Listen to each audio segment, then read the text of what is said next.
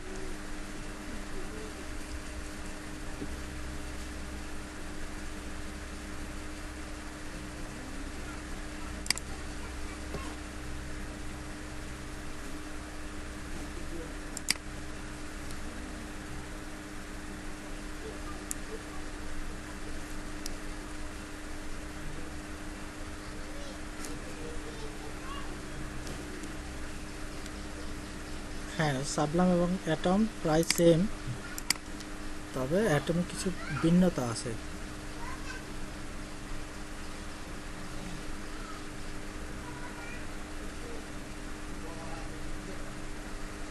Atom auto update নেই যে,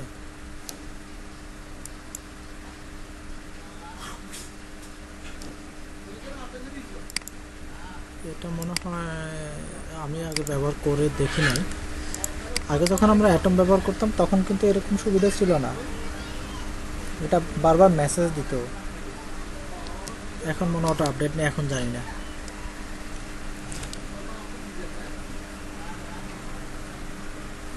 এটা মনে হয় এখন জানি না। আচ্ছা, ফাইল এক্সটেনশন সম্পর্কে সবার আইডিয়া আছে কিনা? এক্সটেনশন, ফাইল এক্সটেনশন সম্পর্কে আইডিয়া আছে কিনা বলতে পারবেন যে ফাইল এক্সটেনশন কি?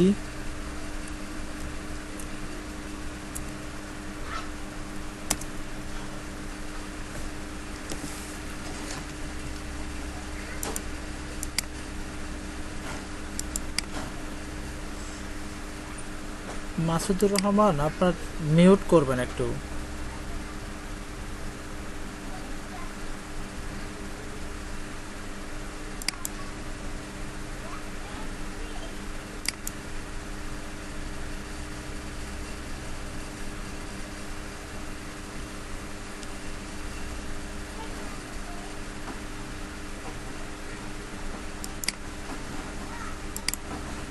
আমি কি শুরু করব?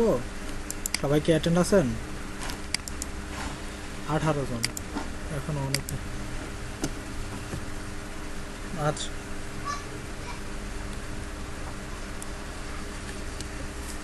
আচ্ছা, ফাইল এক্সটেনশন সম্পর্কে কি সবার আইডিয়া আছে?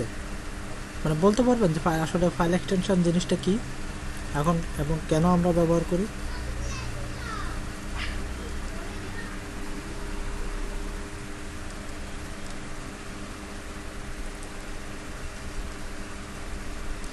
কারো কোনো আওয়াজ নেই, আপনার বলবেন জানি না অথবা জানি, এটা কিছু একটু বলবেন তো।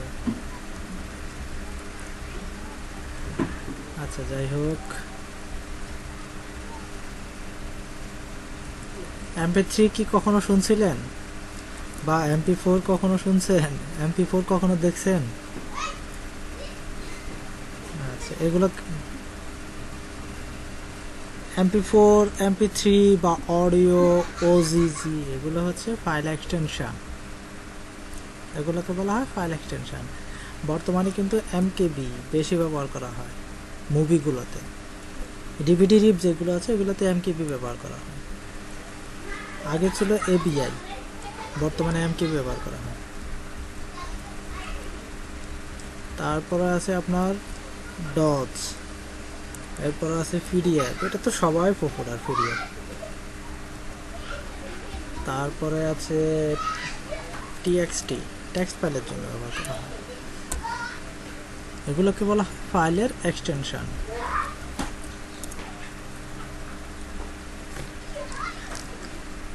আপনাদের কম্পিউটারে যখন আপনারা কোনো কিছু লিখবেন, একটা ফাইল সেভ করবেন, তখন ফাইলের শেষে কীভাবে এক্সটেনশন দেখায়, এই যে এখানে জেপিজে দেওয়া আছে অথবা এখানে সার্ভার ডট জেএস দেওয়া আছে, এভাবে কি এক্সটেনশন দেখায়?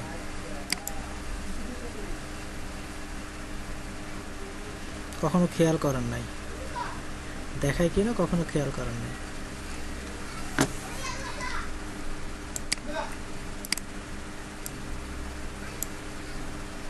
হ্যাঁ, এখন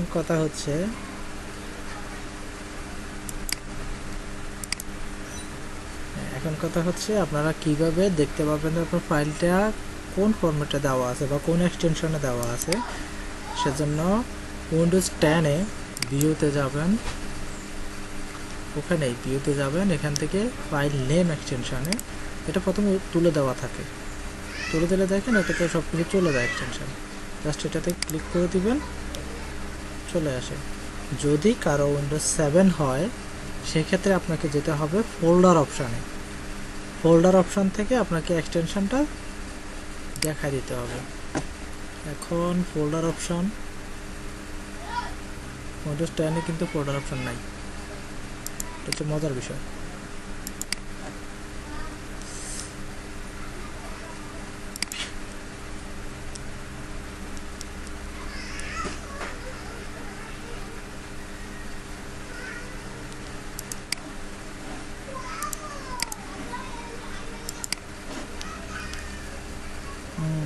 অলরেডি 19 জন আছেন, আমি তাহলে শুরু করি, কি বলেন? আর যারা আসবে তাদের জন্য প্রয়োজন আবার রিপিট করব, কোনো সমস্যা নেই। আচ্ছা, ফাইল এক্সটেনশনটা কেন আমরা মূলত এখানে আমরা প্রোগ্রামে আমরা শিখতে আসছি ওয়েব ডিজাইন এবং ডেভেলপমেন্ট, কেন আমরা ফাইল এক্সটেনশন শিখব সেটা যদি কারো কোশ্চেন আছে তাহলে শুনে নেন। HTML মার্কআপ ল্যাঙ্গুয়েজের জন্য, HTML মার্কআপের জন্য আমাদের ফাইলের শেষে এক্সটেনশন হবে .html, PHP প্রোগ্রামিং ল্যাঙ্গুয়েজের জন্য .php, C প্রোগ্রামিং ল্যাঙ্গুয়েজের জন্য .c, এবং অবজেক্টিভ প্রোগ্রামিং ল্যাঙ্গুয়েজ যখন আমরা অবজেক্টে নিয়ে আসবো, সিকে যখন আমরা অবজেক্টে নিয়ে আসবো তখন ওইটা হয় OBJ। এটা কি কখনো দেখছেন?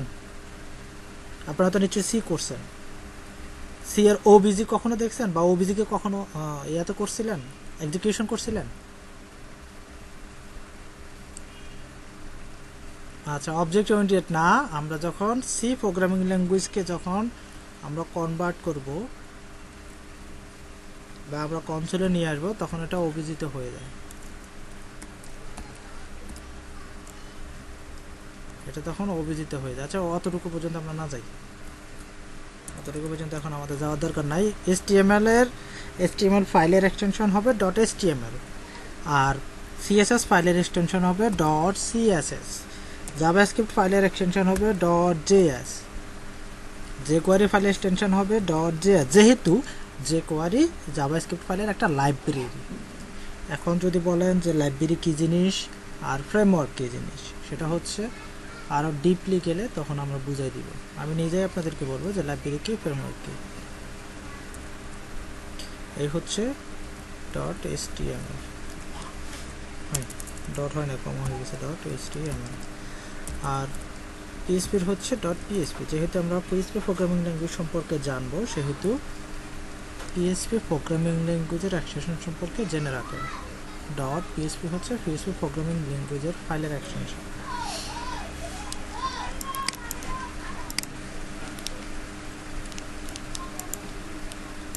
এখানে আমি একটা ফোল্ডার নিছি, আগে একটা ফোল্ডার নিয়ে রাখছি LEDP কোর্স ফাইল, এই ফোল্ডারের ভিতরে আমি একটা ফাইল নিই, আরেকটা ফাইল নিই,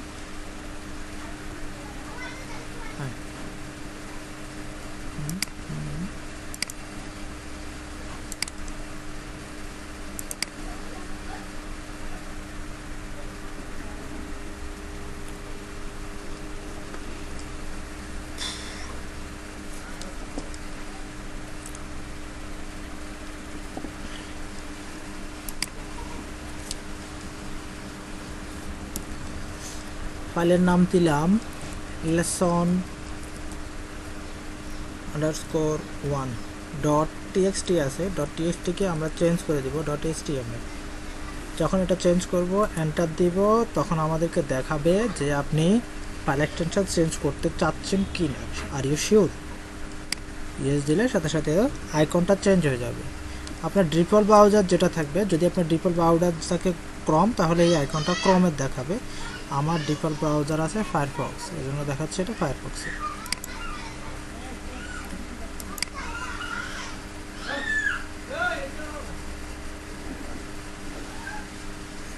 বলেন, শুনতে পাচ্ছি, বলেন।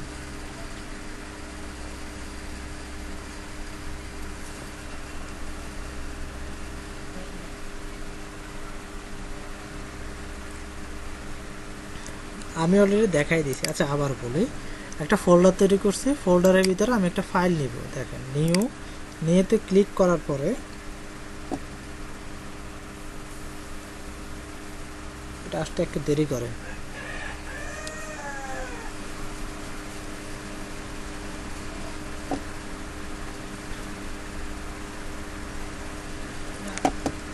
টেক্সট ডকুমেন্ট নেওয়ার পরে এটা একটা টেক্সট ডকুমেন্ট আসবে।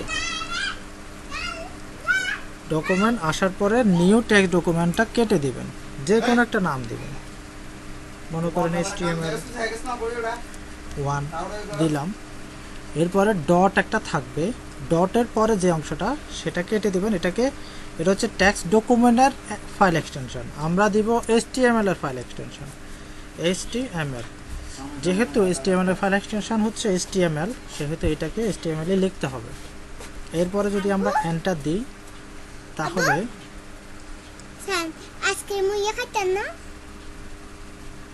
তাহলে এখানে আপনাকে শিওর করবে, are you sure want to change it. আপনি ইয়েস দিবেন, এটা চেঞ্জ হয়ে যাবে। তৈরি করতে পারবেন। যদি কেউ কোশ্চেন করেন যে আমি ফাইল তৈরি করার সময় আমি এক্সটেনশন দেখতে পাই না, আপনি যদি বলেন যে আমি এক্সটেনশন দেখতে পাই না, সেক্ষেত্রে আপনার উইন্ডোজ 10 এর জন্য ভিউতে যাবেন। এটা সবসময় আপনার হোমে ক্লিক করা থাকে, ভিউ রিবনে যাবেন। এই রিবনে গিয়ে ফাইল এক্সটেনশনে ক্লিক করবেন। এটা কিন্তু তুলে দেওয়া থাকে, এইভাবেই থাকে। যদি এক্সটেনশন দেখতে না পান, সেক্ষেত্রে এখানে টিক মার্ক দিয়ে দিবেন, দেখতে পাবেন আপনি। এরপরে যদি আপনি নোটপ্যাড প্লাস প্লাস ইনস্টল করে থাকেন, জাস্ট রাইট বাটন ক্লিক করবেন। রাইট বাটন ক্লিক করলে আপনি এখানে দেখতে পাবেন edit with notepad plus plus, click করবেন। এই ফাইলটাই আপনার নোটপ্যাড প্লাস প্লাসে ওপেন হয়ে যাবে।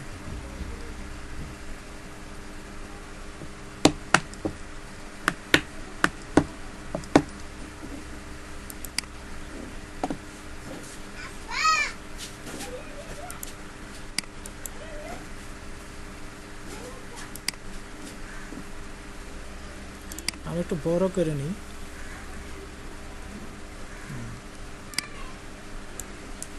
এখন এই ফাইলের ভিতরে আমরা যা লিখব সেটা যদি আমরা ব্রাউজারে নিয়ে আসি, আমাদের ব্রাউজার আমাদেরকে সেটাই দেখাবে। এই অংশটা এটা আমরা এখন করব index.html ফাইলে এডিট করব।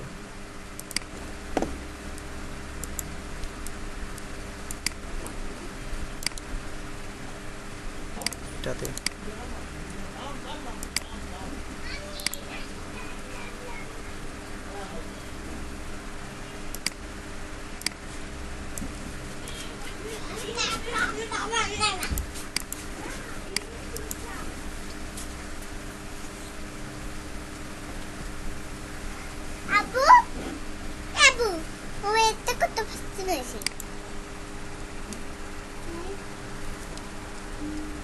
এ মাইয়া এই এলাকাতুন যা, এই এলাকাতুন যা, যাচ্ছে না। শাকিল্লা, শাকিল্লা, এতরে এই এলাকাতুন বাসে মাইয়া রে। তাহলে কোনো কথা বলবে না, ঠিক আছে? কোনো কথা বলবে না, একদম নিশ্চুপ, ঠিক আছে? মোবাইলটি তবে এমবি সাইজের তো না, এমবি নাই।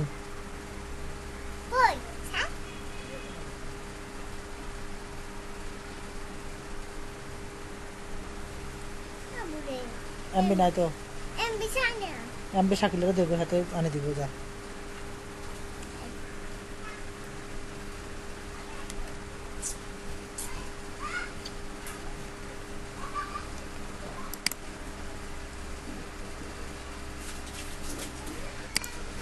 দুঃখিত।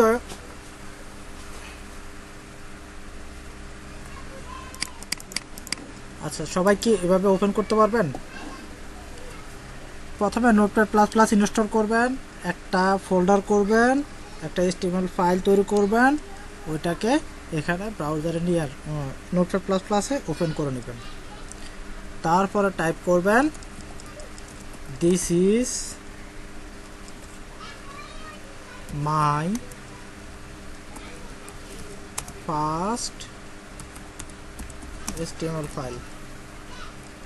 সেভ করবেন, ব্রাউজারে নিয়ে আসবেন, রিলোড করবেন। দেখেন এখানে অলরেডি চলে আসছে this is my first HTML file. আচ্ছা, এটা মনে হয় বড় হাতের হয়ে গেছে, এটা ছোট হাতের করে দিই। সেভ করে আবার রিফ্রেশ দিই, চলে আসছে। এই পর্যন্ত যদি লিখতে পারেন তাহলে মনে করবেন আপনার HTML শেখা 50% শেষ।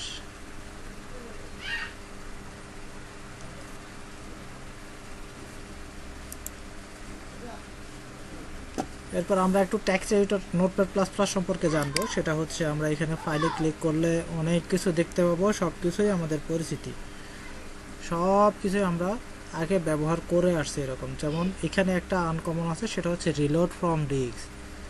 রিলোড ফ্রম ডিস্ক মানে আমার এই ফাইলটা এইখানে যেখানে সেভ আছে এই ডিস্কে বা এই ফোল্ডারে যেটা সেভ আছে সেটা যদি চেঞ্জ করে থাকে অন্য কোথাও, সেটাকে রিলোড করা। ক্লিক করে দেখেন রিলোড করা, এটা অলরেডি রিলোড হয়ে গেছে। তারপরে এডিট, কোনো কিছু জানার দরকার নাই। সার্চের ভিতরে ফাইন্ড, আমার ফাইল যদি অনেক বড় হয় সেই ক্ষেত্রে আমি কি চার্জ করবো সেটা এখানে লিখব, ফাইন্ড দিব, কাউন্ট করতে পারবো। ফাইন্ড দিলে পরবর্তীতে কি যে এই লেখাটা যেখানে আছে আমাকে সেখানে নিয়ে যাবে। যদি কাউন্ট দিই তাহলে আমাকে দেখাবে এখানে কাউন্ট 0 ম্যাচ নাই, এই ফাইলে সার্চ কোনো লেখা নাই। তারপরে হচ্ছে ফাইন্ড ইন ফাইল, এই ফাইলের ভিতরে পুরো ফাইলের ভিতরে আছে কিনা, আর কোনো কিছু জানার দরকার নাই। ভিউ আমাদের জানার দরকার নাই, এখন পর্যন্ত ভিউ জানার দরকার নাই। এনকোডিং আর কোনো কিছুই জানার দরকার নেই। আপাতত এতটুকু জানবেন প্রথমে যে ফাইলের ভিতরে এটা আমাদের সব সময় আমরা এটা ব্যবহার করে আসছি। সেভ এ কপি অ্যাজ, তারপরে রিনেম, ক্লোজ অল, এগুলো আমরা ব্যবহার করে আসছি। এডিটের ভিতরে এত কিছু জানার দরকার নেই, জাস্ট কাট, কপি, পেস্ট, ডিলেট। আর সার্চের ভিতরে find all, find in file, তারপর হচ্ছে ফাইন্ড ট্যাক্স। এখানে আরেকটা জিনিস জানতে হবে, সেটা হচ্ছে রিপ্লেসটা হচ্ছে এই অংশটাকে যদি ফাইলের নামের জায়গায় আমরা অন্য কিছু লিখতে চাই, ফাইলের জায়গায় যদি আমরা ফোল্ডার লিখে দিই, রিপ্লেসে ক্লিক করি, এটা রিপ্লেস হয়ে যাবে। রিপ্লেস 1, অলরেডি এটা রিপ্লেস হয়ে গেছে।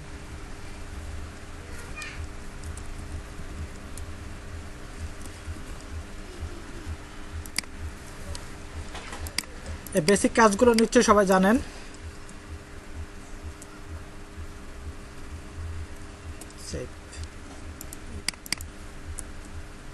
একটা ফাইল ব্রাউজারে নিয়ে আসতে পারবেন, যদি HTML ফাইল তৈরি করেন ওই ফাইলটা ব্রাউজারে প্রদর্শন করাতে পারবেন।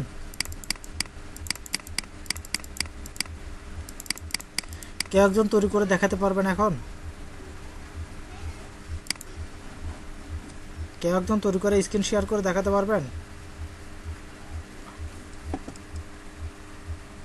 কেউ একজন তার ডিভাইসে তৈরি করে স্ক্রিন শেয়ার করে দেখাতে পারবেন?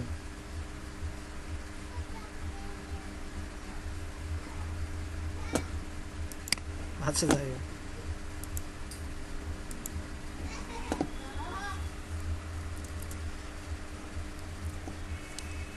আচ্ছা ডাউনলোড করেন, ডাউনলোড করে ইনস্টল করেন।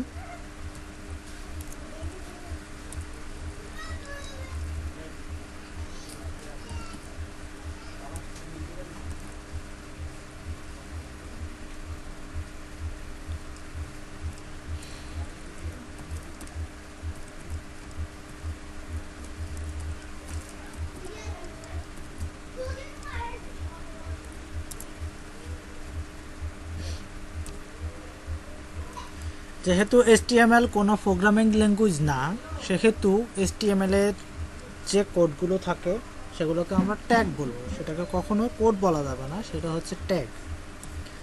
HTML তার নিজস্ব কিছু ট্যাগের উপরে নির্ভর করে আছে। HTML এর ট্যাগ শুরুতে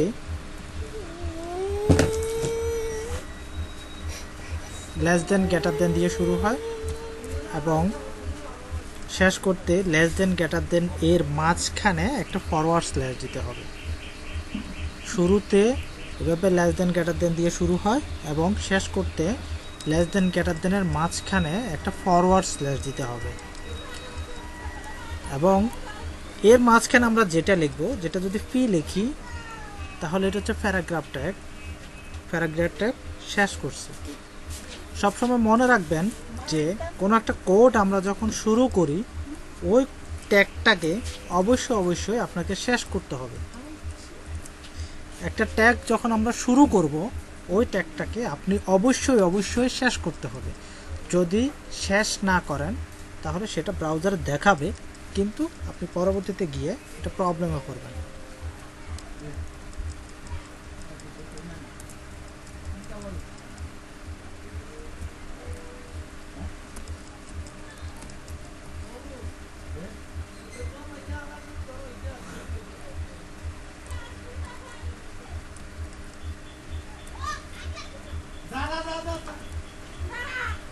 আচ্ছা, এটা লাগবে না, এটা পরে দেখাবো। প্রথমে আমরা শুরু করব HTML ট্যাগ দিয়ে। প্রত্যেকটা HTML ফাইলে আপনাকে প্রথমে শুরু করতে হবে HTML ট্যাগ দিয়ে এবং ওখানে শেষ করতে হবে HTML ট্যাগটা। প্রত্যেকটা ফাইলে আবার দেখেন, প্রত্যেকটা কোড ট্যাগে নয়, প্রত্যেকটা ফাইলে HTML ট্যাগ দিয়ে শুরু করতে হয় এবং HTML ট্যাগ দিয়ে শেষ করতে হয়। প্রত্যেকটা ফাইলে HTML ট্যাগের ভিতরে থাকে হেড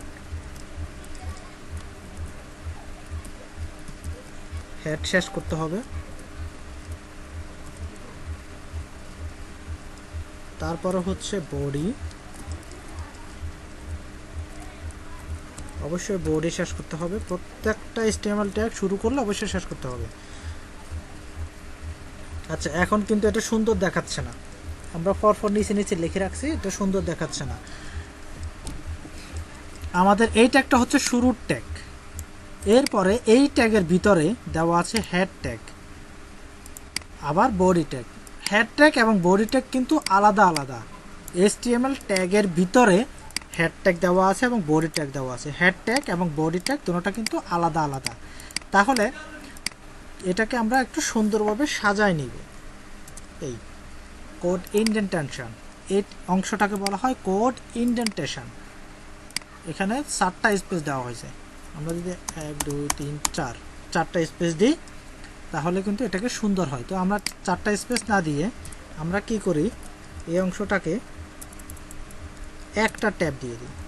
একটা ট্যাব দিলে ইনডেন্ট হয়ে যায়। যেহেতু একটা ট্যাগের ভিতরে আরেকটা ট্যাগ লিখতে হয়, ওই ট্যাগটাকে ইনডেন্ট করে নিতে হবে। সুন্দরভাবে দেখানোর জন্য ইনডেন্ট করে নিতে হয়। 4টা স্পেস দিয়ে ইনডেন্ট করা যায় অথবা একটা ট্যাব দিয়েও ইনডেন্ট করা যায়। তবে প্রত্যেকটা একই ফাইলে প্রত্যেকটা ইনডেন্টকে একই স্পেস দিতে হবে অথবা একই ট্যাগ দিতে হবে। আপনি যদি 2টা ট্যাব দেন তাহলে কিন্তু প্রবলেম নাই, কিন্তু প্রত্যেকটা ফাইলকে একই 2টা ট্যাব দিয়ে ইনডেন্ট করে নেবেন। এখন আমরা হেডের ভিতরে লিখব টাইটেল।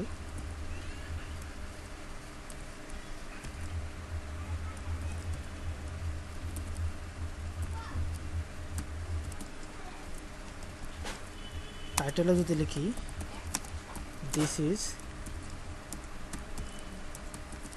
আওয়ার, সবগুলো ছোট হাতে দিই, ফার্স্ট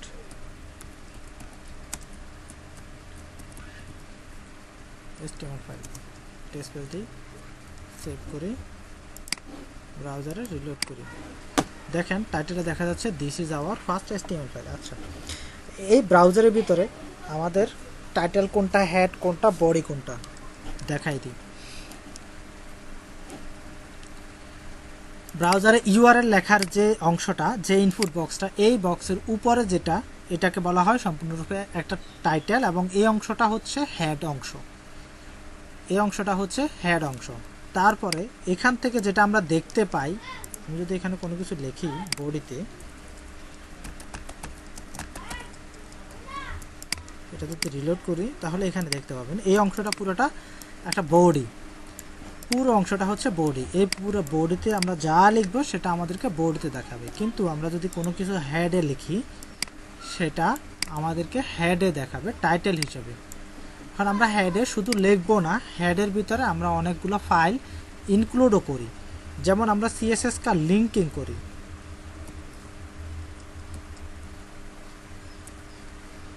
আমরা যে কোনো সিএসএস ফাইলকে লিঙ্ক করি হেডের ভিতরে, আমরা কোনো ফাইল বডিতে লিঙ্ক করি না। প্রত্যেকটা ফাইল আমরা লিঙ্ক করার জন্য অবশ্যই হেড ট্যাগ ব্যবহার করে থাকি।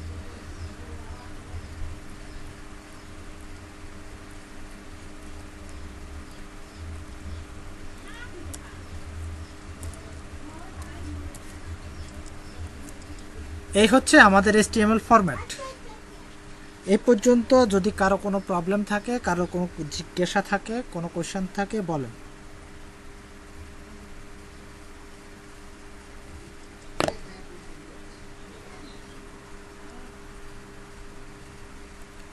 এটা হচ্ছে আমাদের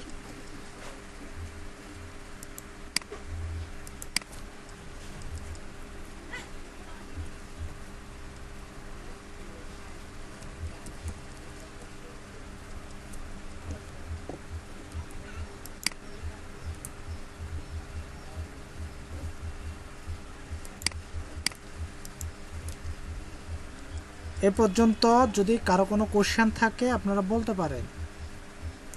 এটা এই পর্যন্ত হচ্ছে আমাদের HTML ট্যাগের ফরম্যাট। সবাইকে শুনতে পাচ্ছেন? কারো কোনো কোশ্চেন নাই?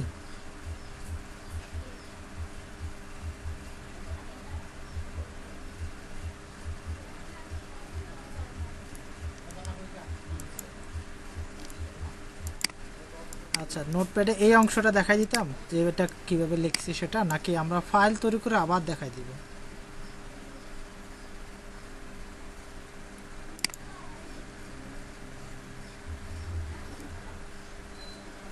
আচ্ছা, এটা পুরোটা আমি কেটে দিই, তাহলে আবার দেখাই, শুরু থেকে আবার দেখাই। সবগুলো ফাইলে কেটে দিই।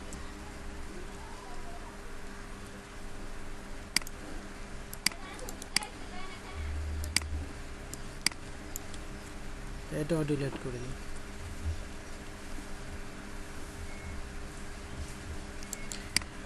প্রথমে একটা ফোল্ডার তৈরি করব।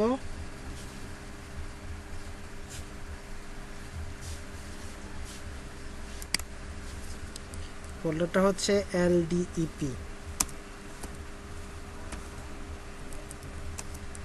ফাইল। এই ফোল্ডারের ভিতরে একটা টেক্সট ফাইল নিব, নিউ টেক্সট ডকুমেন্ট। আপনারা যদি কেউ লিনাক্সে ব্যবহার করে থাকেন তাহলে আমাকে বলেন, যদি উইন্ডোজ ব্যবহার করে থাকেন তাহলে পারবেন। টেক্সট ডকুমেন্ট নিছি, সব কিছু কেটে দিব, একদম এক্সটেনশন সহ সব কিছু কেটে দিব। একটা নাম নিব, HTML ফাইল, যে কোনো একটা নাম নিছি। নামের পরে যেহেতু এটা HTML ফাইল তৈরি করতেছি সেহেতু HTML এর এক্সটেনশন দিব। যদি কেউ এক্সটেনশন দেখতে না পান সেক্ষেত্রে ভিউতে ক্লিক করে ফাইল এক্সটেনশন এটাকে টিক মার্ক দিয়ে দিবেন,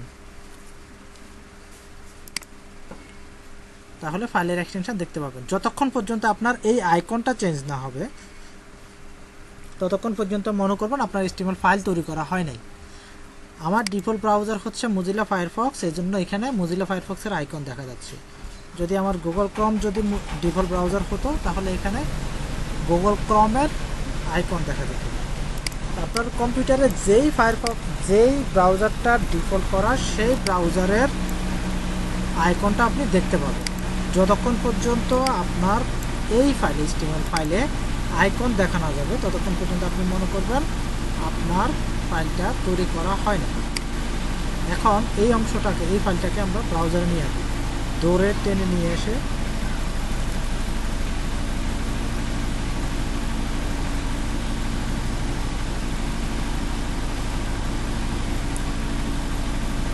ব্ল্যাক হয়ে গেছে।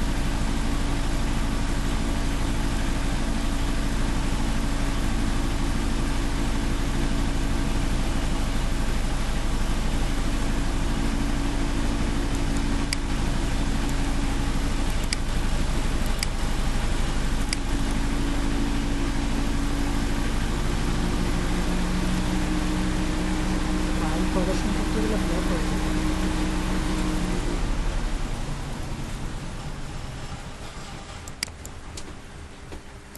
আচ্ছা, যাই হোক, এটা আমি ফায়ারফক্সে দেখাই। ডাবল ক্লিক করলে ফায়ারফক্সে চলে যাবে।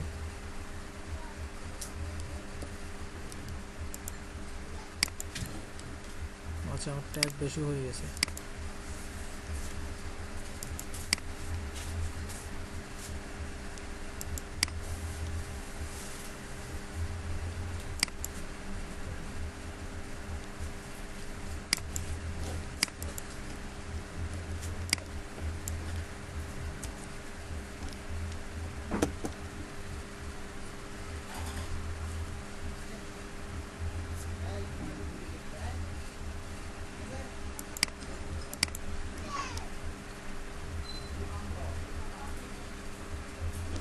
এটা ওপেন হয়ে গেছে। এইবার আমি এটাকে নোটপ্যাডে নিয়ে যাব। রাইট বাটন ক্লিক করে edit with notepad plus plus, আপনি যখন ইনস্টল করবেন এটা অলরেডি এখানে দেখা যাবে। যদি এখানে দেখা না যায় তাহলে ভাববেন যে আপনার এটা ইনস্টল করা হয় নাই, আপনি আবার ইনস্টল করতে হবে। ক্লিক করলে আপনার নোটপ্যাডে এই ফাইলের বডিটা চলে যাবে।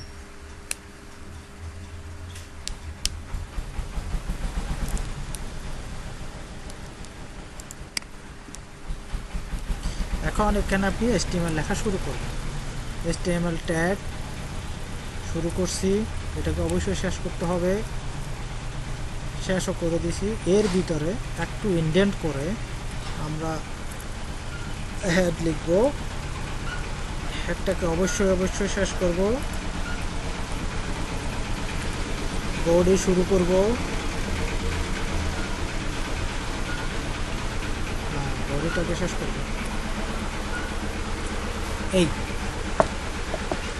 এইবার বলেন কারো কোনো প্রবলেম আছে কিনা। এখানে আমরা টাইটেল লিখতে পারি, একটা টাইটেল দিলে সুন্দর হয়।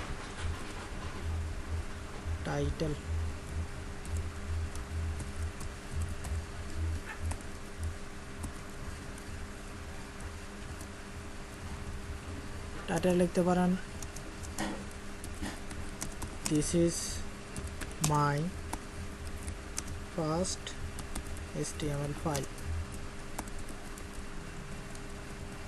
এই অংশটা আবার বোর্ডেতে লিখে দেন। যেহেতু আমরা ভিতরে লিখতেছি, হয়তো একটা ট্যাব দিয়ে ইন্ডেন্ট করে নিলাম, সেভ করলাম। সেভ করার পরে এটাকে আমরা ব্রাউজারকে রিফ্রেশ করব। দেখেন টাইটেলও চেঞ্জ হয়ে গেছে, বডিও চেঞ্জ হয়ে গেছে। এই পর্যন্ত যে লিখতে পারবেন সে মনে করবেন তার HTML 50% কাজ শেষ, 50% কাজ শেখা হয়ে গেছে। আশা করি সবাই পারবেন।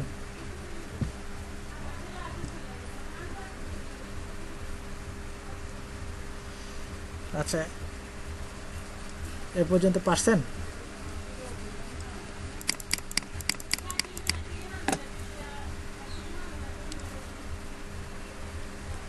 আচ্ছা, এই পর্যন্ত আমাদের ফার্স্ট সিজন শেষ।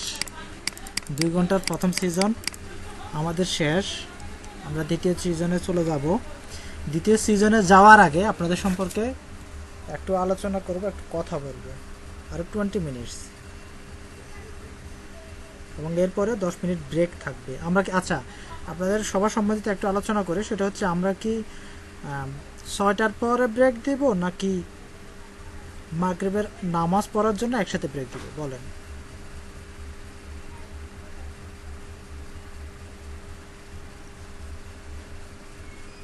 নামাজের জন্য একবারে ব্রেক দিতাম, সেটাই ভালো হবে।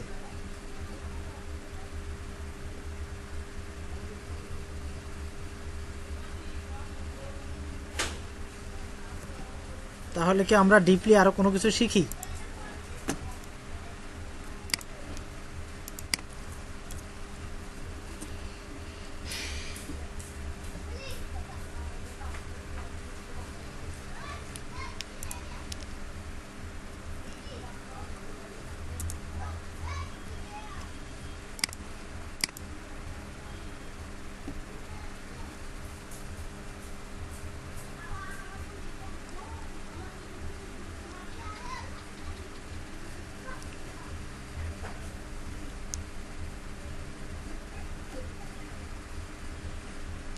এটা হ্যাং হয়ে গেছে, থাক।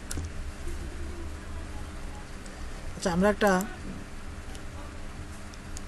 সিরিয়ালাইজ করছিলাম, একটা ফরম্যাট করছিলাম। এটা হচ্ছে আমরা যখন ক্লাস 6-7 পড়ছিলাম তখন এইরকম প্রশ্ন দেখতে পেতাম, হেডিং তারপরে সিরিয়ালাইজ। বর্তমানে মনে হয় সৃজনশীলে করা হয় এরকম। এই অংশটা আমরা ব্রাউজারে প্রদর্শন করব, যেহেতু এটা অ্যাডভান্স লেভেলের, তারপর আমরা এটা ব্রাউজারে প্রদর্শন করব। দেখেন,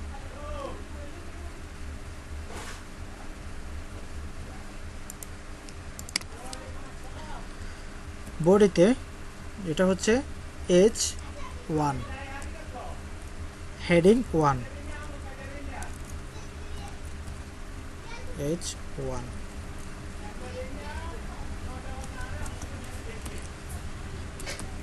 This is our first heading। তারপরে হচ্ছে সিরিয়াল। সিরিয়াল আমরা অর্ডার লিস্ট করব।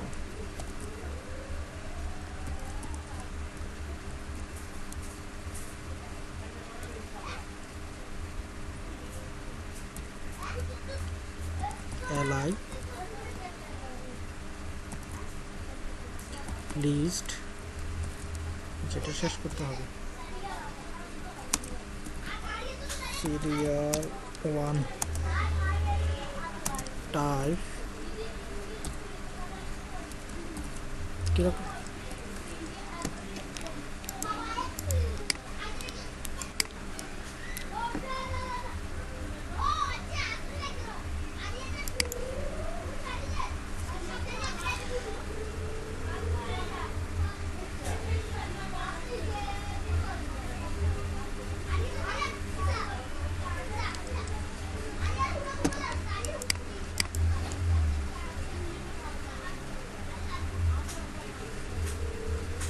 নিশু রহমানকে শুনতে পাচ্ছেন?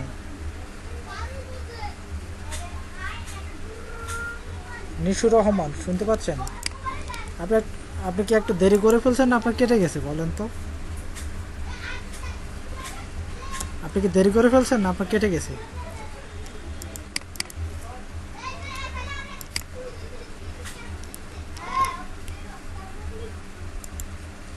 আচ্ছা, আমার নিজেরও লাইন নেই, তারপরেও কিন্তু আমরা ব্যবহার করতেছি।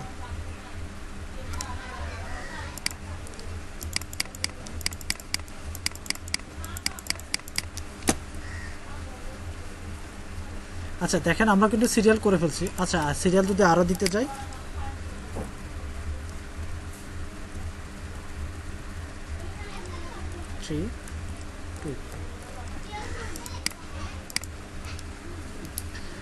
দিস ইজ আওয়ার হেডিং, তারপর হচ্ছে সিরিয়াল 3টা।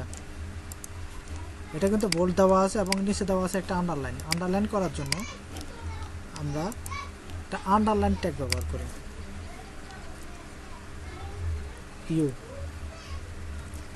এটা কিন্তু এটা এন ট্যাগ।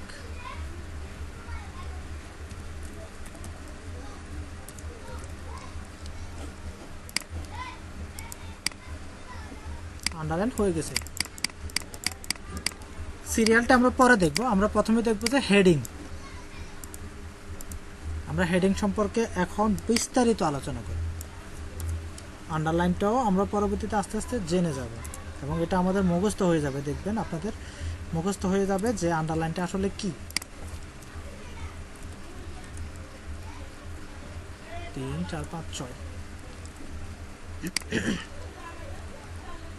2 3 4 5 6।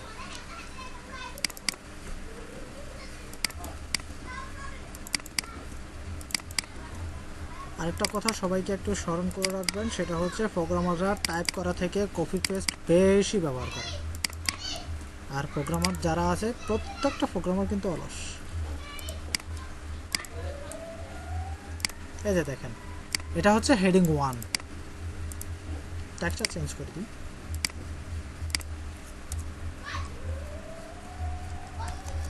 হেডিং 1,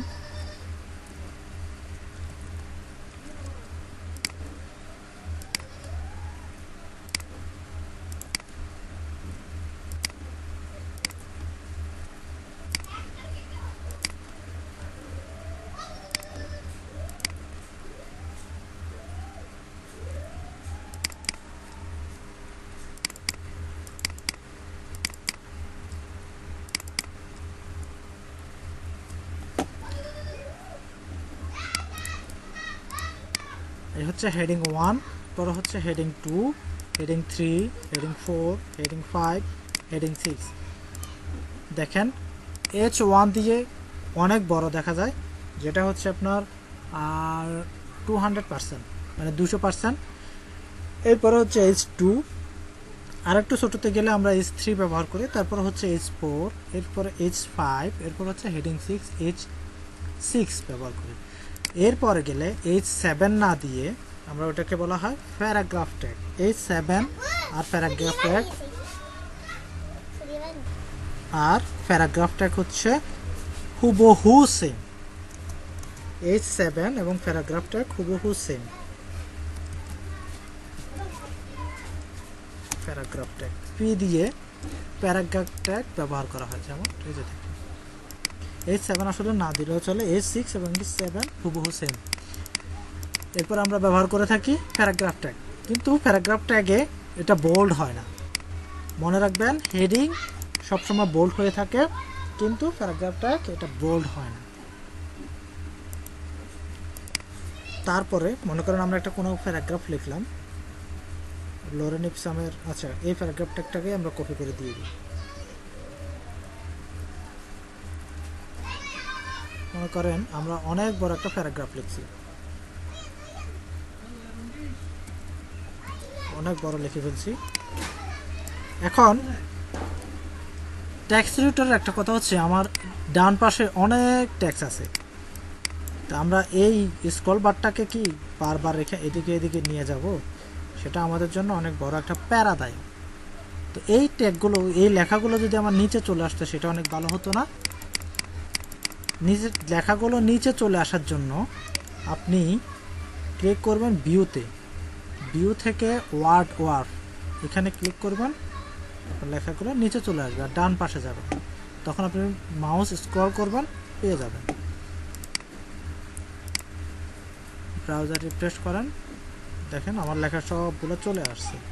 এখন আমি যদি এখানে একটা ব্রেক করতে যাই, এখান থেকে আমি যদি মনে করেন এখান থেকে লাইন ব্রেক করব, লাইনটা যদি ব্রেক করতে যাই, সাপোজ এখান থেকে আমি লাইনটা ব্রেক করছি, একটা এন্টার দিচ্ছি, 2টা 3টা এন্টার দিচ্ছি, লাইন ব্রেক করছি। ব্রাউজার রিফ্রেশ করে দেখেন, কিন্তু আমার লাইন ব্রেক হয় নাই। HTML এ লাইন ব্রেক করার জন্য একটা ট্যাগ আছে যেটাকে বলা হয় BR। এই ট্যাগটা শুরু করলে শেষ করার কোনো প্রয়োজন নাই, এটা সিঙ্গেল ট্যাগ, এটা শুরু যে ট্যাগ শেষও সেই ট্যাগ, একই ট্যাগ। রিফ্রেশ করে দেখেন আমার লাইন ব্রেক হয়ে গেছে। আমি যদি আরও একটা ব্রেক করতে যাই,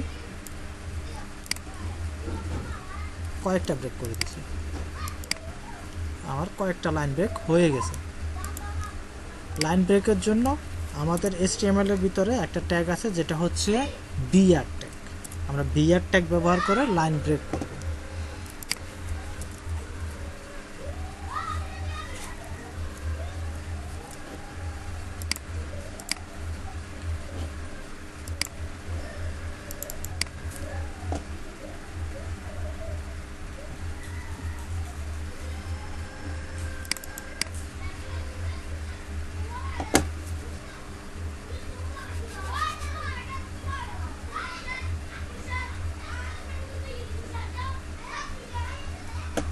এটা তো ওখানে তো এতক্ষণ লাগে।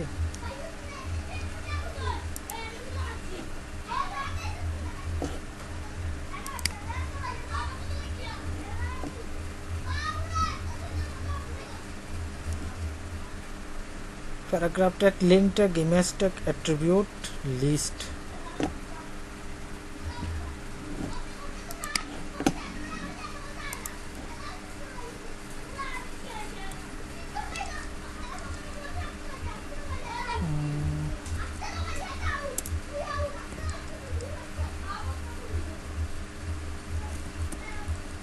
Click or go to Google.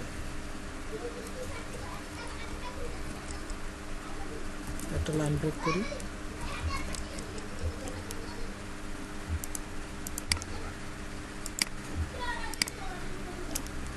আচ্ছা, আমরা এই অংশটাতে একটা বাটন দিব, যেটাতে ক্লিক করলে আমরা google.com-এ চলে যাব।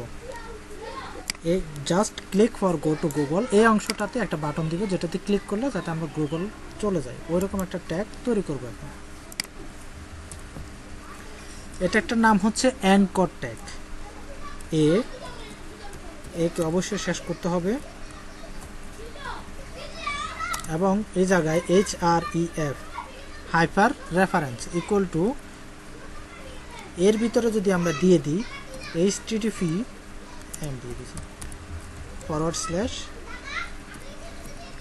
/google.com, তারপরে এই লেখাটাকে কাট করে এখানে দিয়ে দিই।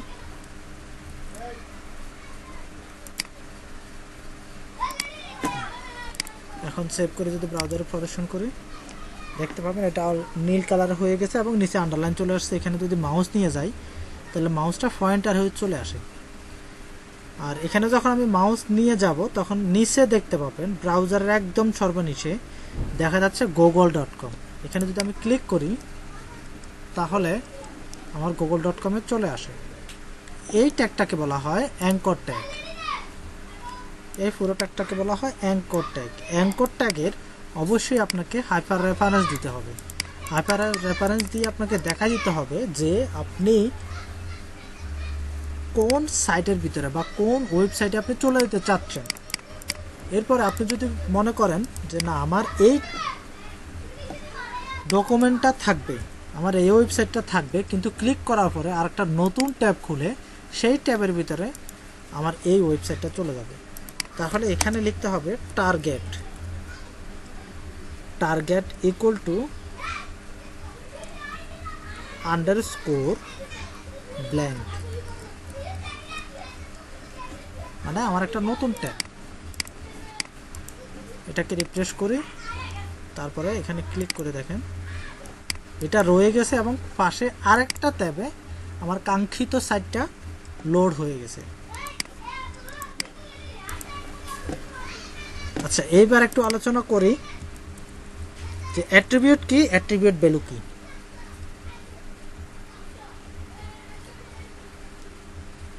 এই পর্যন্ত কেটে দেওয়া উচিত।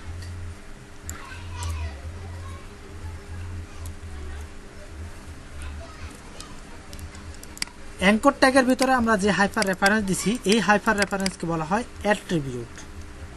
এই অ্যাট্রিবিউটের ভিতরে সেমিকোলন দিয়ে, ইনভার্টেড কমা দিয়ে আমরা যেই সাইটটার নাম লিখছি সেটাকে বলা হয় অ্যাট্রিবিউট ভ্যালু।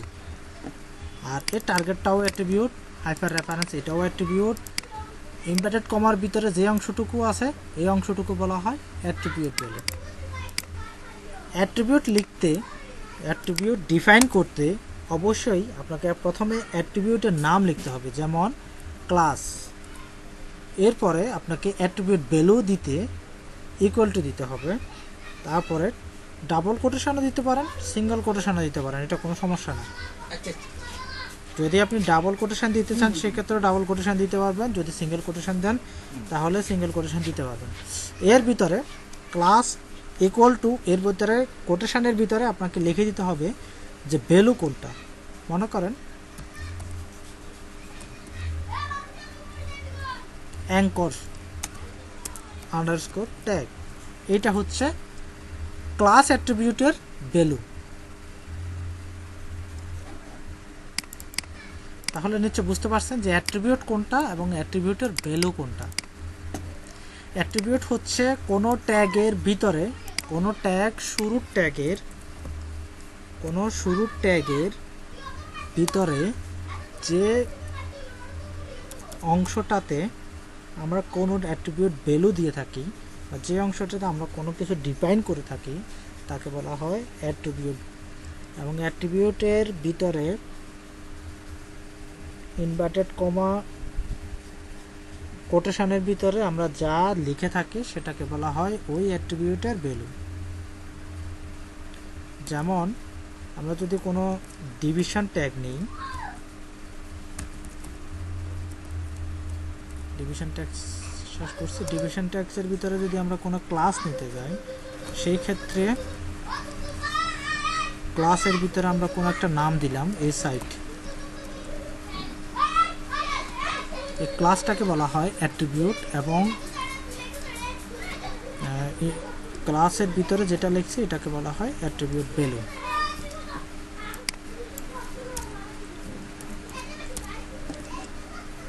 সেভ করছি এবং রিলোড করছি।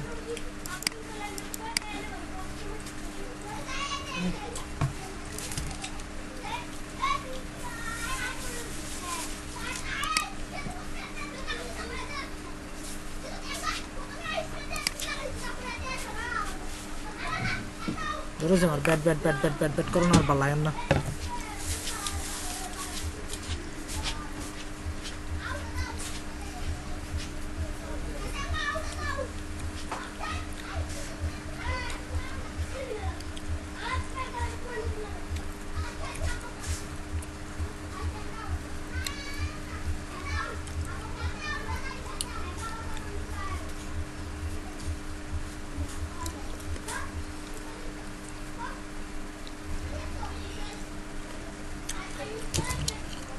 তুলে ধরে যাও, খাতা নো, খাতা নো।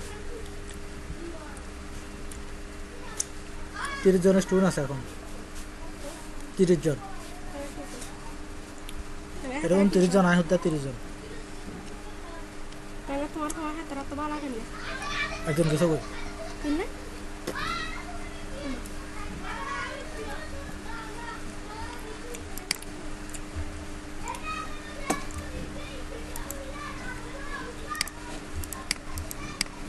আচ্ছা, এখন কথা হচ্ছে যে আমরা অ্যাট্রিবিউট কেন লিখবো, অ্যাট্রিবিউট ভ্যালুটা কেন লিখবো। অলরেডি অ্যাঙ্কর ট্যাগের আমরা অ্যাট্রিবিউট সম্পর্কে জানছি যে অ্যাট্রিবিউট কেন লিখতেছি, অ্যাট্রিবিউট ভ্যালু কেন দিচ্ছি অ্যাঙ্কর ট্যাগের। অন্যান্য ট্যাগগুলোতে আমরা অ্যাট্রিবিউট কেন লিখবো? যদি আমরা কোনো সিএসএস বা স্টাইল করতে যাই, একটা স্টাইল করে দেখাই তাহলে বুঝতে পারবেন আরো সহজে। স্টাইল এটাও কিন্তু একটা অ্যাট্রিবিউট। মনে করেন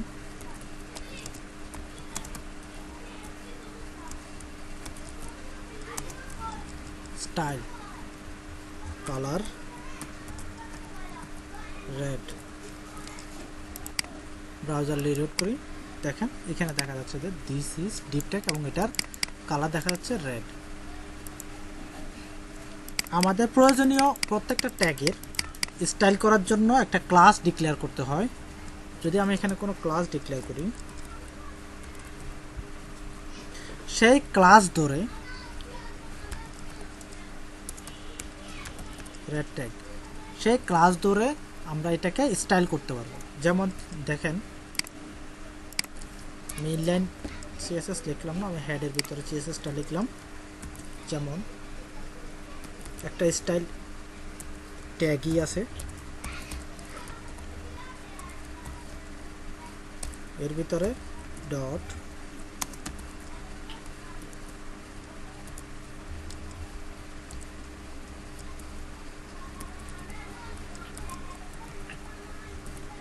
সেভ করছি। ব্রাউজার যদি রিলোড করি তাহলে কিন্তু আমার চেঞ্জ হয় নাই, ওটা রেড হয়ে গেছে। আচ্ছা, এটাকে আমি গ্রিন করে দিই, GREEN, তাহলে সহজে বুঝতে পারবেন। গ্রিন একটু বড় করি, সহজে বুঝতে পারছেন। ক্লাস ধরে আমরা স্টাইল করতে পারি। স্টাইল করার জন্য আমাদেরকে অ্যাট্রিবিউট অবশ্যই লিখতে হবে। তারপরে আমাদের অ্যাঙ্কর ট্যাগটাকে কোনো একটা ওয়েবসাইটে নিয়ে যাওয়ার জন্য অ্যাট্রিবিউট লিখতে হবে। অ্যাট্রিবিউটটা কী জন্য প্রয়োজন সেটা নিশ্চয়ই সবাই বুঝতে পারছেন। এখন বলি যে স্টাইল সম্পর্কে একটু আলোচনা করি। স্টাইলটা আমরা আলাদা সিএসএস ফাইল লিখেও স্টাইল করতে পারি, আবার এইচটিএমএল ফাইলের ভিতরেও আমরা স্টাইল করতে পারি।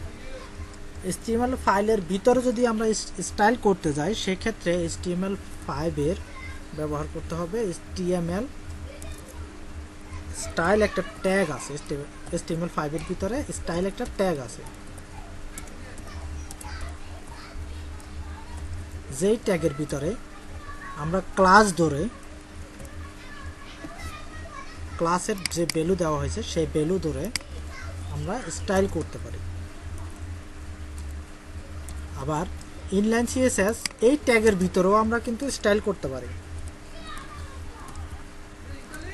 এভাবে অ্যাট্রিবিউটের অনুযায়ী এই ট্যাগের ভিতরেও আমরা স্টাইল করতে পারি। আবার স্টাইল একটা ট্যাগ আছে, সেই ট্যাগ লিখেও আমরা স্টাইল করতে পারি। এটা কোনো সমস্যা নেই, এটা স্টাইলে গেলে এবং আলাদা ফাইল লিখে আমরা স্টাইল করতে পারবো। সেটা হচ্ছে আলাদা ফাইল, যখন আমরা সিএসএস বিস্তারিত জানতে যাব তখন আমরা এটা শিখাই দিব। এরপরে হচ্ছে আপনাদেরকে সবচেয়ে কঠিন একটা ট্যাগ শেখাই, যেটা আমাদের লেসনের বাইরে, ট্যাবল ট্যাগ। সেটা খুব বেশি ব্যবহার করা হয় এবং খুব বেশি কঠিন।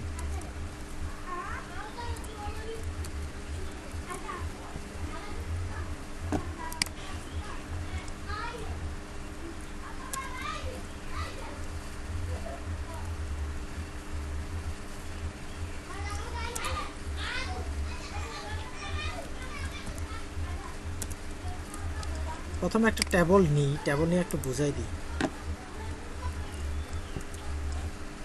কারো যদি শুনতে কোনো অসুবিধা হয় সেক্ষেত্রে জানাবেন।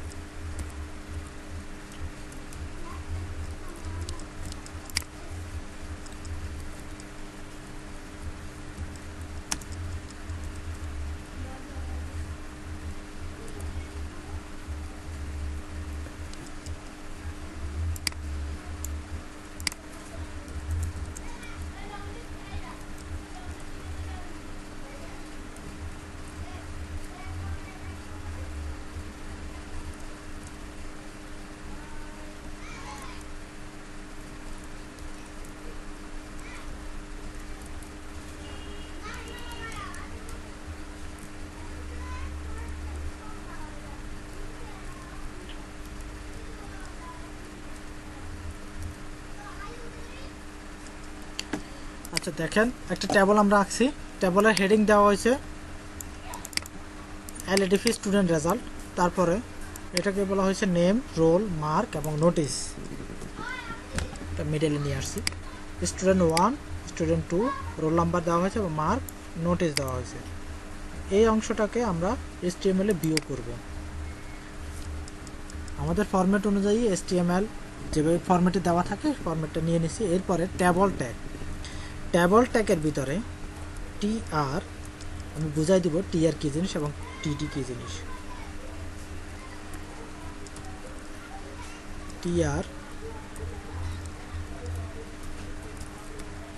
TD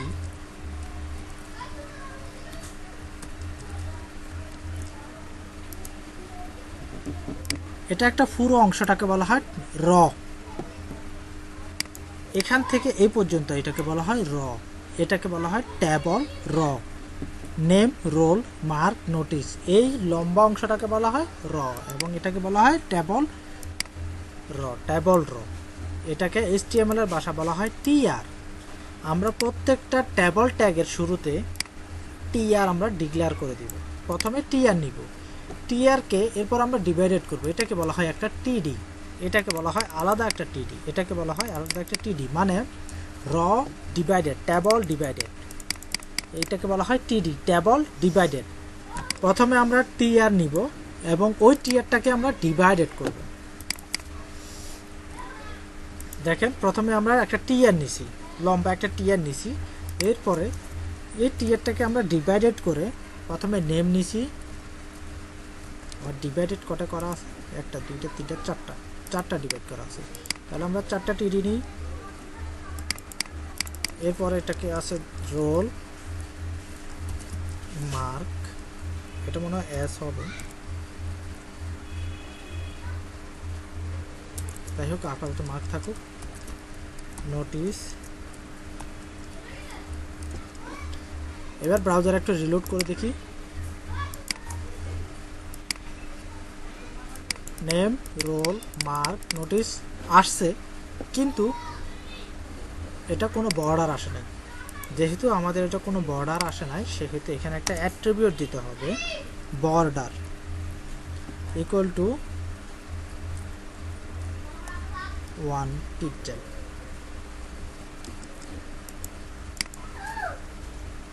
দেখেন 1 পিক্সেলের বর্ডার চলে আসছে। এবার নিচে আরেকটা র দিই আমরা,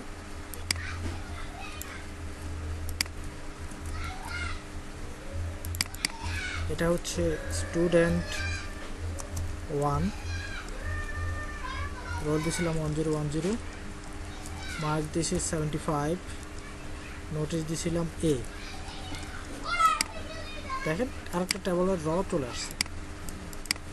এভাবে আমরা টেবলটা ডিক্লেয়ার করি। এখন আপনাদের কাজ হবে এভাবে তিনটা র তৈরি করে জাস্ট, আচ্ছা আমি দেখাই দিই,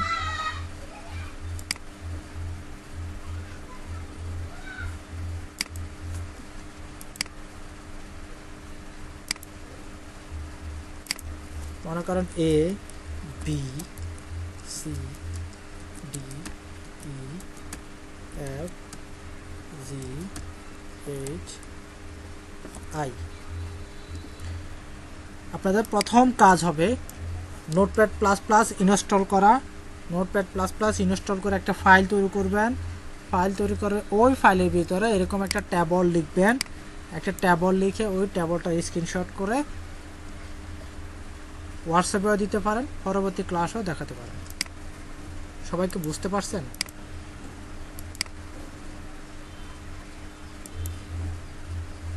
ট্যাগ সম্পর্কে কারো কোনো কোশ্চেন আছে? কারো যদি বুঝে না থাকেন বলেন, আমি বুঝাই দিব।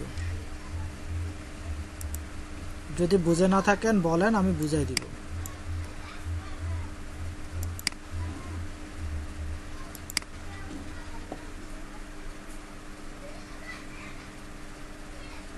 হ্যাশট্যাগ অবশ্যই ইউজ করতে হবে। সেক্ষেত্রে আপনি টাইটেল লেখেন বা না লেখেন আপনার বিষয়, কিন্তু আপনাকে হ্যাশট্যাগ অবশ্যই ইউজ করতে হবে।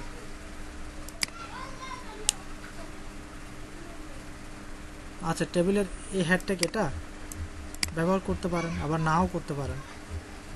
আপনি কিন্তু আপনাকে তিনটা র নিতে হবে এবং তিনটা রকেই তিনটা ডিভাইডেড করতে হবে।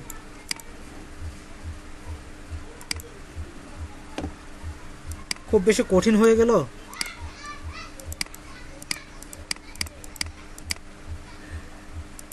এই অ্যাসাইনমেন্টটা কি খুব বেশি কঠিন হয়ে গেছে?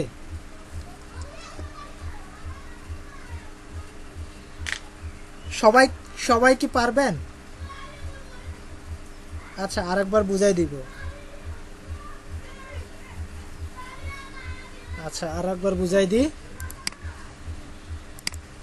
সেটা হচ্ছে আমরা প্রথমে দেখব একটা ট্যাবল ট্যাগ নিব।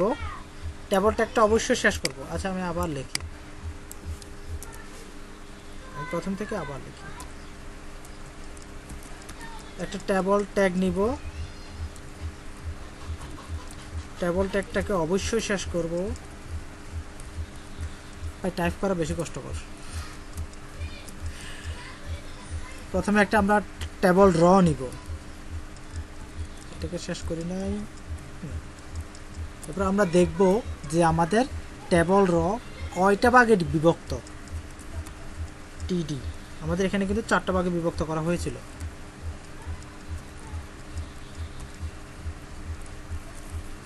কপি করে দিয়ে দিই 4টা। প্রথমটা হচ্ছে নেম, তারপরটা ছিল রোল, তারপরটা হচ্ছে মার্ক, এরপরটা হচ্ছে নোটিস। আমার একটা র কাজ শেষ, আরেকটা র নিব। আমার কিন্তু এখানে 3টা র নেওয়ার কথা, 3টা র নেওয়ার কথা, কিন্তু আমি 2টা র দিয়ে আপাতত দেখাচ্ছি, আপনারা পারবেন।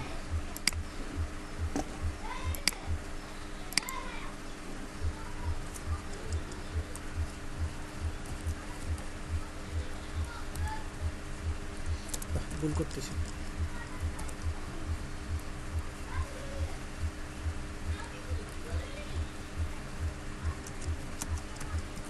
স্টুডেন্ট 1 1010 হচ্ছে রোল নাম্বার, মার্ক দেওয়া হয়েছিল 75। এই সেভ করলাম এবং ব্রাউজারে রিফ্রেশ করলাম, চলে আসছে। ও আচ্ছা, বর্ডার আসে নাই। বর্ডারটার জন্য ট্যাবলে একটা অ্যাট্রিবিউট বর্ডার 1 পিক্সেল সেভ করলাম, আবার রিলোড করলাম, বর্ডার চলে আসছে। এখন যদি কেউ বলেন যে না আমার 1 পিক্সেলে হবে না, আমার অনেক বেশি লাগবে, তাহলে সে 10 পিক্সেল দিতে পারেন, কোনো সমস্যা নেই। 10 পিক্সেল দেখলে, আমার মাউস চলে গেলে কোনো, 10 পিক্সেল দিলে আপনি দেখতে পাবেন। এটা হচ্ছে 10 পিক্সেল।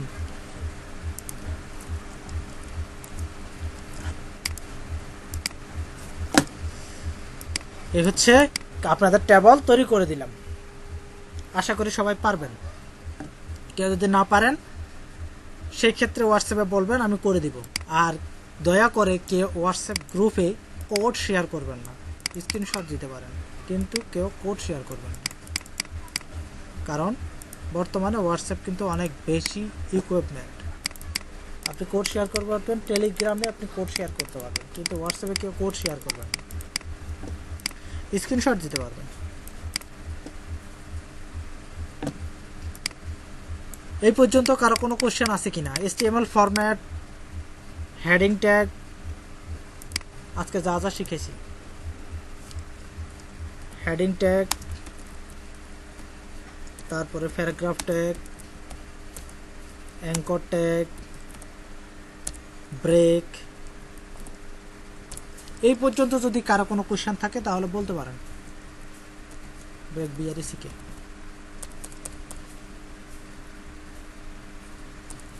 এই পর্যন্ত কারো কোনো কোশ্চেন নাই? কারো কোশ্চেন নাই?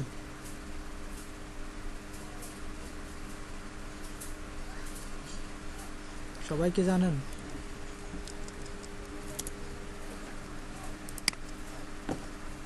আচ্ছা, এই অংশটুকু এখান থেকে এই পর্যন্ত কোড লিখতে আমার যতটুকু সময় লাগছে, দেখেন সাবলাইম টেক্সটে কোড লিখতে কতটুকু সময় লাগে। এবার একটু সাবলাইম টেক্সটে লিখে দেখাই কেন আমরা সাবলাইম টেক্সট খুব বেশি ব্যবহার করতে বলি।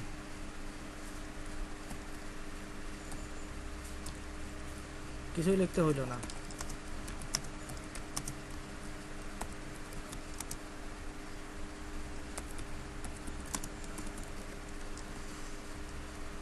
আমার ইন্ডেন্ট করা নাই, ইন্ডেন্ট করে নিই, হয় নাই, ইন্ডেন্ট করে নিই। এরপরে table tag, table tag border 1 pixel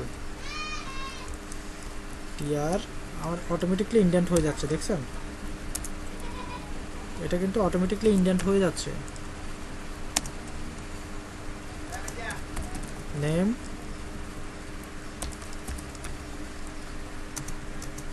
role. দেখছেন ওই অংশটা লিখতে আমার যতটুকু সময় লাগছে এটা কিন্তু ততটুকু সময় লাগে না। সাবলাম টেক্সট এত বেশি ইন্টেলিজেন্স যে আমি প্রথম 2 অক্ষর বা 3 অক্ষর লিখলে সে বুঝে যাবে যে আমি কি লিখতে চাচ্ছি এবং আমাকে নিচে প্রোভাইড করবে, সাজেশন দিবে। দেখেন আমাকে অনেকগুলো সাজেশন দিচ্ছে, আমি এখান থেকে যে কোনো একটা ব্যবহার করতে পারি। মূল আপডেট বলতে বুঝি নেই।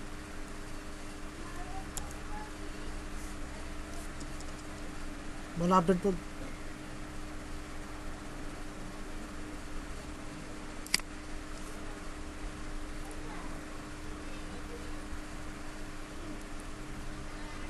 হ্যাঁ, আমি আপনাকে ওইটাই বুঝাচ্ছি যে আচ্ছা আমি এই লিখলে আমার এন্টার দিলে আমার পুরো ফরম্যাটটা চলে আসে, এটা বুঝাচ্ছেন? এটা লেখা লাগে না। হ্যাঁ, ব্র্যাকেটে এগুলো চলে আসে, ব্র্যাকেটেও এগুলো চলে আসে।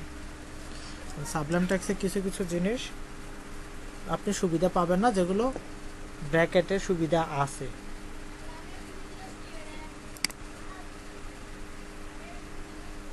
মনে করেন আপনি কোনো একটা এখান থেকে একটা নতুন ফাইল নিলেন, আপনি এখন এখানে যা লিখবেন সেগুলো কিন্তু আপনাকে ট্যাক্স আকারেই দেখাবে এবং আপনাকে কোনো সাজেশন দিবে না। কিন্তু ব্র্যাকেট একটা সুবিধা হচ্ছে আপনি যদি ল্যাঙ্গুয়েজ সিলেক্ট করে দিতে পারেন সেটা আপনাকে সাজেশন দিয়ে দিবে, আপনি সেভ না করলে সেটা আপনাকে সাজেশন দিয়ে দিবে। সাবলাম টেক্সে এই সুবিধাটা নাই।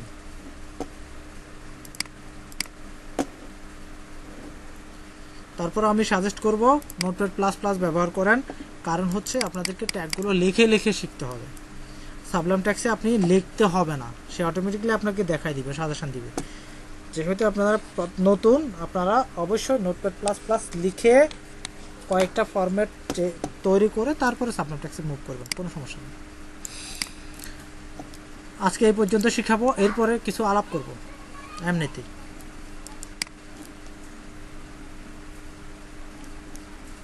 কারো কোনো কোয়েশ্চেন থাকলে বলতে পারেন, টপিকের বাইরে যদি কোনো কোয়েশ্চেন থাকে তাও বলতে পারেন।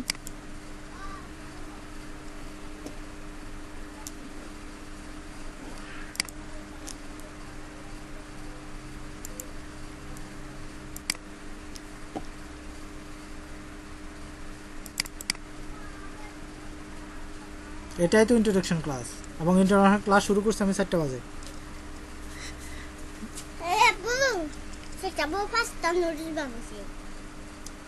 কিসের নুডলস? আচ্ছা ঠিক আছে।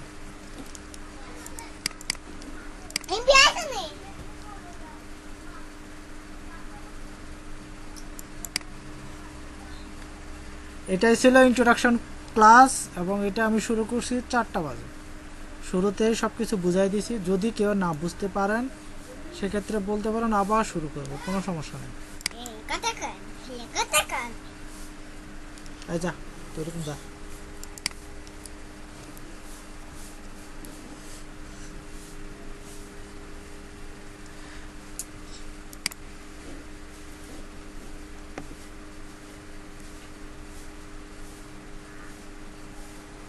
জামো তুমি এখান থেকে চলে যাও। হ্যাঁ,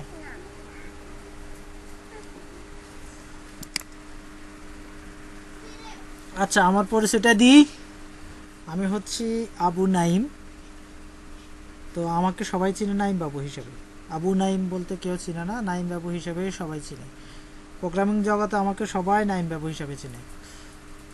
আমার এখন পর্যন্ত আমি 5টা ল্যাঙ্গুয়েজ জানি, C, C sharp, PSP, Ruby on Rails এবং জাভাস্ক্রিপ্ট। রুবি প্রোগ্রামিং ল্যাঙ্গুয়েজ খুব ভালো জানি না, কিন্তু রেলস খুব ভালো জানি। পিএসপি খুব ভালো জানি। সি তো ইউনিভার্সিটি লেভেলেই শেখা হয়ে গেছে।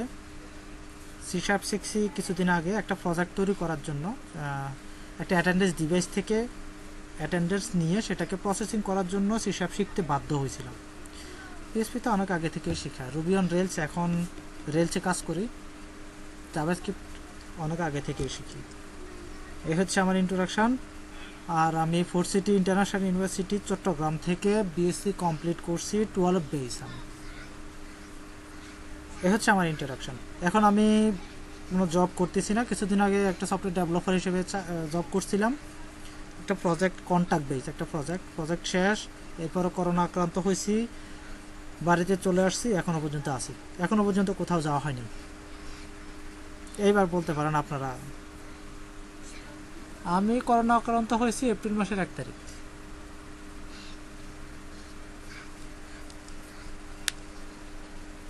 হ্যাঁ, প্রথম 8ম দিন, প্রথমে বুঝি নাই তো, 8 দিন খুব কঠিন একটা সময় গেছে, এরপরে আস্তে আস্তে সুস্থ হয়ে গেছি ইনশাল্লাহ।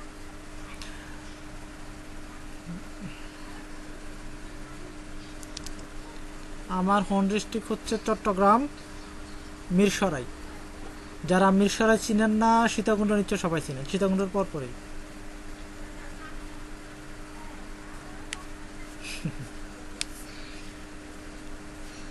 আচ্ছা, A S M Masudur Rahman, আপনাকে তো আমার পরিচিত মনে হচ্ছে। আচ্ছা, আপনার পরিচয়টা দেন, আমি মনে হয় আপনাকে চিনি।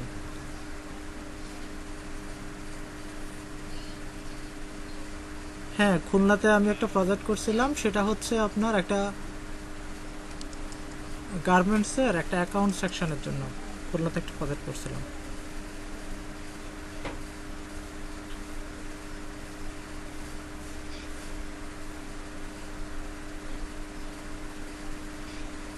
জানি না আপনাকে কেমন জানি আমার মনে, আপনার পিকচারটা দেখে কেমন জানি মনে হচ্ছে আপনাকে কোথায় কোথায় দেখছি।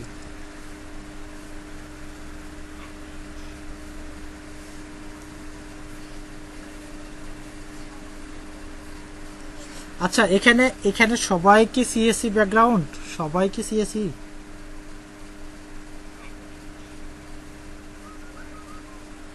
কেউ যদি সিএসসির বাইরে থাকেন তাহলে একটু জানাবেন, কেউ যদি সিএসসি ব্যাকগ্রাউন্ডের বাইরে থাকেন তাহলে জানান।